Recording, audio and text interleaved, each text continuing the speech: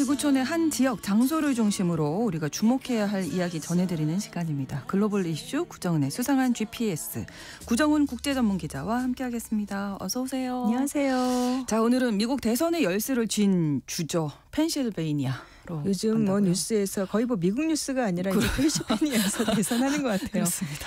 뭐 판세가 지금 워낙 박빙이기도 하고 네. 또 여기가 경합주기도 하고 그렇습니다. 선거인단도 많고 근데 그걸 넘어서서 미국의 역사에서 정말 가장 중요한 의미를 갖고 있는 주거든요. 네네. 그래서 오늘은 펜실베이니아 이야기를 할 텐데 아마도 선거 얘기보다는 역사 이야기가 좀 될 것 같아요. 그렇군요. 일단 위치가 미국 북동부에 있는 주예요. 예, 그 대서양 쪽에 북동부에 있고 서쪽으로 더 가면 오데호 지역이 나오고 거기서 북쪽으로 더 가면 이제 캐나다죠. 그렇죠. 그 큰 도시가 펜실베이니아, 필라델피아 그리고 피츠버그 이런 도시들이 있는데 이 펜실베이니아라는 이름이 그러니까 영국의 식민지였잖아요. 미국이. 근데 1681년에 윌리엄 펜이라는 사람한테 이제 영국 왕이 토지를 주면서 시작이 됐다고 해요.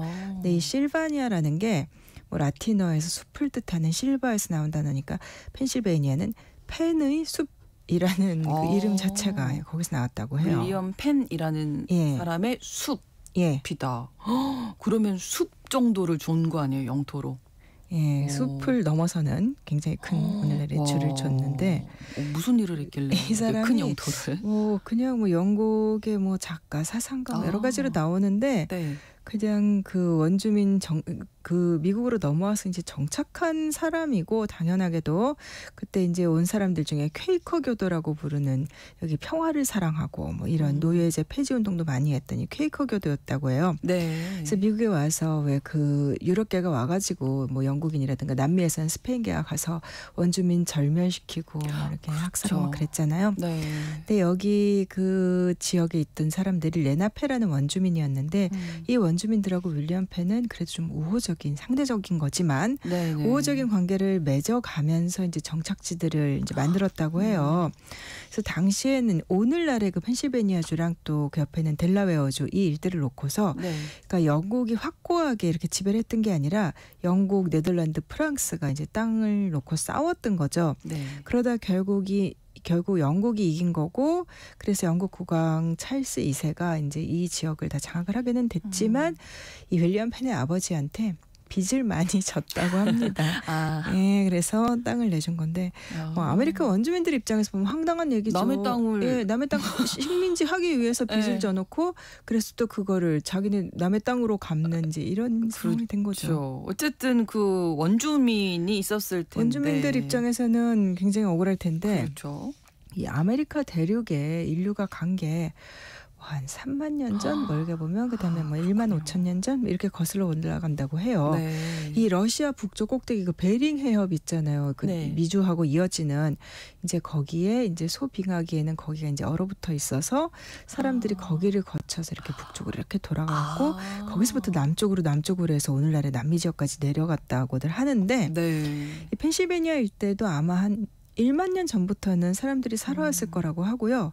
이제 유럽계가 그렇게 이 땅을 장악하기 전에는 두 개의 부족이 이 지역에서 주로 활동을 했대요. 이 레나페라는 부족하고 그다음에 서스퀘아녹이라는 부족인데 근데 유럽인들이 공격을 해오고 그리고 또 유럽계가 이제 묻혀갖고 들어온 이 질병 이런 것 때문에 결국은 이들도 이제 굉장히 약화됐고 이 17세기 중반에는 또 잠시 동안 지금의 펜실베이니아 일대가 뉴 스웨덴, 그러니까 스웨덴 점령지였었대요. 우리가 참 미국 그 점령 역사에서 뭐 영국, 프랑스는 좀 아는데 뭐 네덜란드도 안다고 쳐도 스웨덴은 좀 뜻밖이죠. 그런데 아무튼 이렇게 여러 국가들이 여기서 각축전할 때부터 그래도 이 지역은 정치적, 종교적으로 조금 그래도 관용이 있고 토착민을 막 이렇게 학살하겠다 이런 것보다는 그래도 좀 비교적인 평화로운 관계로 많이 알려져 있었다고 해요. 그렇군요. 펜실베이니아가 이 미국 독립 과정에서 아주 중요한 역할을 했다고 알려져 있는데 뿌리가 그 훨씬 이전부터 그렇더라고요. 있었던 거예요. 그래서 이제 미국 혁명 과정, 독립혁명으로 이어진 것이 이제 1차 대륙회의, 2차 대륙회의 이렇게도 부르는데 그때 이제 식민지 세력들이 모여가지고 이제 회의를 한 거죠. 그중 첫 번째 회의가 이제 1차 대륙해라고 불리는 거. 뒤에 가서 뭐 미국 건국의 아버지라고 불리는 사람들이 네. 1774년 필라델피아에서 이제 독립선언을 하죠. 근데 이제 영국군과 그다음에 이제 영국군이 쳐들어오면서 싸우게 되고 이제 3년 뒤인 1777년에 2차 대륙회를 하는데 네. 여기서 연합규약이라는 걸 만듭니다. 이렇게 해서 13개 주에 지금이야 뭐 50개 주지만 13개 주의 연방이 탄생한 거니까 어떻게 보면은 필라델피아가 미국의 역사를 연 곳이죠. 그러네요. 그래서 뭐 필라델피아에 있는 그 펜실베니아 대학교 뭐 굉장히 명문대다 그래서 국내에서도 그렇죠. 많이 유학 가고 그러는데 이게 1740년에 벤자민 프랭클린이 설립을 했다고 해요. 그래서 미국에서 가장 먼저 세워진 초창기 몇 안 되는 대학 중에 하나였고 그리고 또 이 펜실베니아의 역사에서 빼놓을 수 없는 게 이 남북 전쟁. 네. 그래서 우리 그 게티스버그 전투, 뭐 링컨 연설 이런 거 많이 듣잖아요. 네, 네. 그게 어떤 거냐면 1863년 이제 펜실베니아의 게티스버그에서 사흘 동안 벌어진 전투였고 이때 이제 북부가 이 전투를 계기로 해서 결정적으로 이제 승기를 잡았다고 합니다. 그렇군요. 산업적인 측면에서도 중요한 곳이죠. 2016년에 미국 대선 때 뭐 러스트벨트, 이 녹슨 과거의 옛날 철강지대 거기 노동자들이 뭐 트럼프를 많이 지지했다. 주로 백인들 나이가 좀 있는. 근데 이 녹슨지대 러스트벨트라는 게 그러니까 미국 중동부의 산업지대를 가리키는 말인데 그 우리는 어릴 때 앤드류 카네기 그러면은 이거 일본식 표현이긴 하지만 미국의 철강 강철한 카네기 막 이런 거 그러잖아요. 맞아요. 위인전에서. 그 강철한 카네기 이 카네기 철강회사가 만들어진 곳이 바로 펜실베니아의 피츠버그입니다. 저 오래전에 좀 피츠버그를 가봤었는데 명성이 그 유명한 도시잖아요. 그렇죠. 미국에서도. 근데 굉장히 생각했던 것보다 작고 실제로 좀 쇠락한 이미지가 많이 났어요. 그렇군요. 거기 뭐 카네기 멜론 대학 역시 카네기는 붙은 이런 거 말고 이게 많이 들어봤는데 이렇게 작은가 싶은. 근데 이제 19세기 후반에 이제 미국의 경제가 막 엄청나게 커지던 시대를 도금 시대 이렇게도 부르는데 그 당시에는 펜실베니아가 이제 경제적으로 굉장히 중요했던 거죠. 그렇죠. 예를 들면 그 카네기 철강회사뿐만 아니라 미국의 또 석유 재벌하면 록펠러죠. 록펠러도 펜실베니아에서 석유 산업을 시작을 했었고 또 이 일대가 그 석탄이 많이 나요. 그러니까 석탄, 철강, 나중에는 석유 이런 게 다 이어져 있었던 거죠. 그리고 또 이제 산업이 커지니까 노동계급 이 사람들이 생겨나고 늘어나고 그래서 펜실베니아가 미국 역사에서 이제 산업의 중심지이자 노동운동의 중심지, 뭐 파업의 중심지기도 하고 그래서 뭐 이미 19세기 후반에 철도 대파업, 그다음에 20세기 초반에 석탄 파업이라는 게 있었어요. 1902년에 이 석탄 파업 계기로 해서 우리 지금은 너무나 우리한테 익숙해진 8시간 노동제 이런 게 채택된 계기였다고도 해요. 그렇군요. 또 스낵 산업의 중심이다 이런 얘기도. 그렇죠. 스낵 산업. 여기에 보면 여기 주요 기업들을 제가 찾아보니까 우리가 들어본 데 많아요. 허쉬 초콜릿, 그다음에 그 토마토 케첩으로 유명한 하인즈 이런 게 이제 펜실베니아의 기업이고요. 2008년에 이제 펜실베니아 출신의 한 작가가 이 지역의 신문 칼럼에서 펜실베니아는 세계 스낵 식품의 수도다. 이제 자기들끼리 하는 말이겠죠. 이 말이 뭐 널리 회자됐다기보다. 근데 그 왜 밀가루 반죽 꼬아서 만든 그 프레첼이라는 과자 있잖아요. 이게 1861년에 미국 최초로 프레첼이 생산된 곳이 펜실베니아다. 근데 실제 산업의 중심 맞네요. 실제 찾아보니까 뭐 프레첼 그다음에 감자칩 이런 거 만드는 거, 포테토칩. 이거 미국의 3대 회사 중에 2개가 펜실베니아에 있다고 하더라고요. 그러니까 참 펜실베니아 주가 다양한 면모를 가지고 있는 역사가 있는 도시다. 주다 이렇게 생각하시면 될 텐데 3마일 사고가 발생한 곳이 이곳이었다. 그것도 또 펜실베니아죠. 3마일 사고라고 하면은 이제 펜실베니아주의 해리스버그 인근 강에 있는 이제 섬이 있어요. 3마일이라는. 그 섬에서 1979년 3월에 이제 핵발전소의 원자로 일부가 녹으면서 방사능 물질이 대거 누출됐습니다. 미국 최악의 원전 사고였고 사실 오늘날 우크라이나 옛소련의 체르노빌이라든가 그다음에 동일본 대지진 이걸 빼고 나면은 거의 세계에서도 가장 안 좋았던 그 최악의 원전 사고 중에 하나예요. 막 사망자 막 나고 이런 건 아니었지만 방사능 노출이 굉장히 심해서 사실 이 뒤로 미국이 물론 다른 에너지 자원이 많기도 하지만 핵발전하고는 딱 거리를 두게 된 거였거든요. 네, 또 이 펜실베이니아주의 사건 사고 하면은 2001년 9.11 테러. 네네. 이때는 워낙에 뉴욕이 쌍둥이 빌딩 무너지면서 그렇죠. 너무 큰 피해를 입었지만 사실 펜실베이니아주 생스빌이라는 작은 마을에도 이때 항공기가 아마 다 잊어버리셨겠지만 떨어졌었어요. 이제 그때 유나이티드 항공 비행기가 이제 납치돼가지고 근데 이제 그 비행기를 가지고 이동해 가서 무언가를 공격을 하려고 했던 것 같은데 여기서 이제 추락을 했던 거예요. 그래서 탑승자 40명하고 알카에다 테러범 4명 이제 전원이 사망했는데. 또 사건 사고 얘기하자면은 트럼프 정부 시절에 2018년에 여기 피츠버그의 유대교회당에서 총기 난사 사건 이런 것도 있었고, 그리고 얼마 전에 7월 13일에 트럼프 대선 후보로서 이제 유세하는 과정에서 암살 시도 일어났던 것도 펜실베이니아주 버틀러였죠. 그렇군요. 자, 그리고 앞서서도 저희가 이야기 나눴지만 우크라이나 대통령이 젤렌스키 대통령이 펜실베이니아를 방문했다. 스크랜턴 육군 탄약 공장이라고 해가지고 여기가 곡사포에 쓰이는 155mm 포탄 제조하는 곳이에요.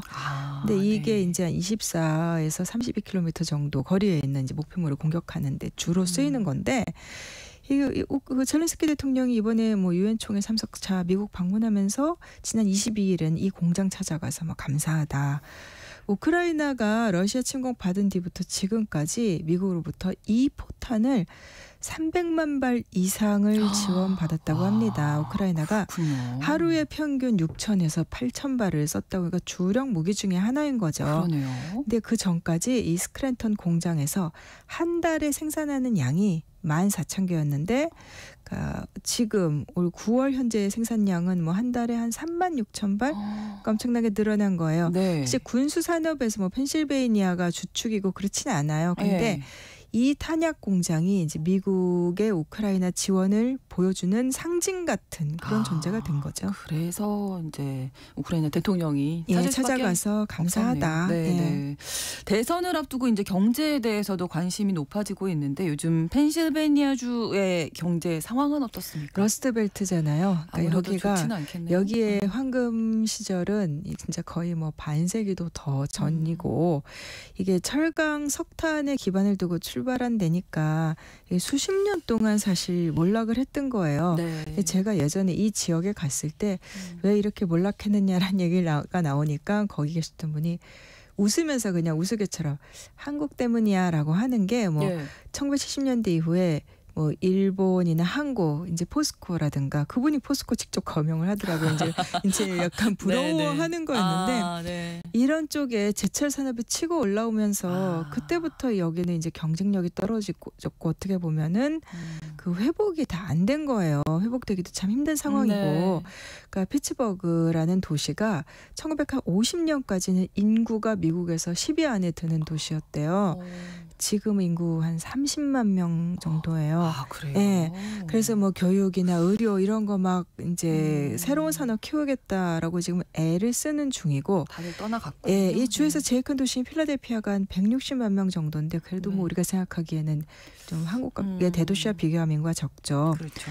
인구 구조로 보면은 이제 여기도 마찬가지로 미국의 다른 도시들처럼 1990년대부터는 이제 히스패닉이나 라틴계가 많아지고 있는데 주 안에서 이제 필라델피아, 피츠버그 다음에서 세 번째 도시인 앨런타운이라는 데는 인구 40%가 푸에르토리코 출신들이라고 해요. 근데 그래도 펜실베이니아가 경제가 이제 미국의 주들 이렇게 쭉 줄 세워놓고 보면은 그래도 나쁘진 않아요. 상위권이에요. 캘리포니아, 텍사스, 뉴욕, 플로리다, 일리노이 그리고 6번째인데 미국 6위여도 세계 기준으로 보면 어마어마하죠. 그렇겠죠? 만약에 펜실베이니아가 독립국이라면은 한 세계 20위 경제 규모는 된다고들 해요. 자, 이제 대선을 앞두고 있으니까 경합주로서의 펜실베이니아의 면모를 좀 봐야 될 텐데 언제부터 이렇게 분류가 된 건가요? 스윙 스테이트다. 사실 20세기 경합주다. 후반부터 여기가 스윙 스테이트였다라고는 하는데 이거를 대선들을 꼼꼼히 이렇게 들여다보면은 1992년이요. 그러니까 지난 한 30년 동안 대선에서 대체로 민주당이 우세했어요. 그러니까 빌 클린턴은 2번 다 초선 때 재선 때 아주 큰 표차로 이겼고 2000년에 엘고는 좀 근소한 차이로 승리했고 그다음에 2004년에는 존 케리 뭐 근소한 차이로 부시를 이겼지만 엘고어나 존 케리는 결국 대통령이 못 됐죠. 그렇죠. 2008년에 오바마는 10%포인트 차이로 이제 나름 대승을 했어요. 네. 이제 그랬다가 2016년에 공화당의 트럼프가 그때 1% 차이로 이제 힐러리 클린턴 앞섰고 네. 2020년에서는 다시 또 바이든이 1% 차이로 이기고 이렇게 되니까 이제 정말 박빙승부다. 그렇죠. 근데 이제 대선 선거인단 숫자가 문제인데 네. 보면은 캘리포니아가 뭐 54명 여기 뭐 압도적으로 크고 그다음에 텍사스, 플로리다, 뉴욕 그리고 뒤를 이어서 일리노이랑 펜실베이니아가 둘이 나란히 똑같이 19명씩이에요. 그러니까 미국의 여러 주들 중에서는 이제 선거인단 규모로 보면 큰 주에 해당돼요. 네. 거기다가 이제 민주당, 공화당 지지율이 막 엎치락뒤치락 하다 보니까 이제 여기에 관심이 쏠리는 거죠. 네. 아무튼 그래도 뭐 1%포인트 근소한 차이로 지난번 대선에는 이제 이겼으니까 예, 예. 아무래도 이제 지금 선거 전 이제 40여일 정도 남았거든요. 예. 네. 다 그 양당 후보 모두 이쪽에 집중을 하고 있는 거죠. 쏟아붓고 있죠. 근데 이제 역사적으로 20세기 동안에 민주당은 뭐 필라델피아나 피츠버그 같은 도시에서 우세하고 뭐 공화당은 교외나 뭐 농촌 지역에서 우세했다. 이 주 안에서도 뭐 이렇게 얘기를 했었는데 네. 1990년대 이후로 필라델피아 이게 근교 지역의 도시 바깥에 민주당 표는 늘어난 반면에 네. 이 철강 중심지였던 피츠버그 이 일대가 그러니까 공화당으로 많이 가서 이제 트럼프 쪽으로 이동을 해간 거예요.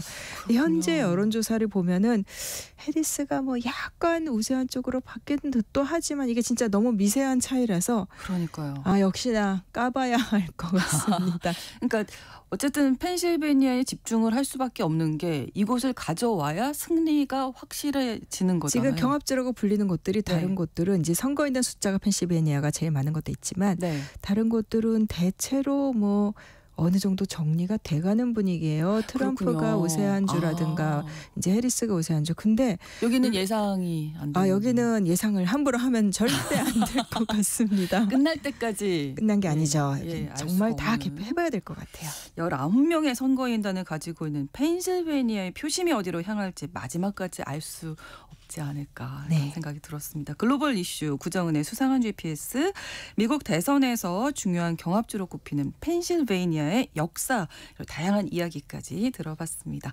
오늘도 구정은 국제전문 기자와 함께했습니다. 고맙습니다. 감사합니다. KBS 라디오 신성원의 오늘 세계는 오늘 순서 마치겠습니다. 저는 다음 주 월요일 오전 11시 5분에 다시 뵙겠습니다. 고맙습니다.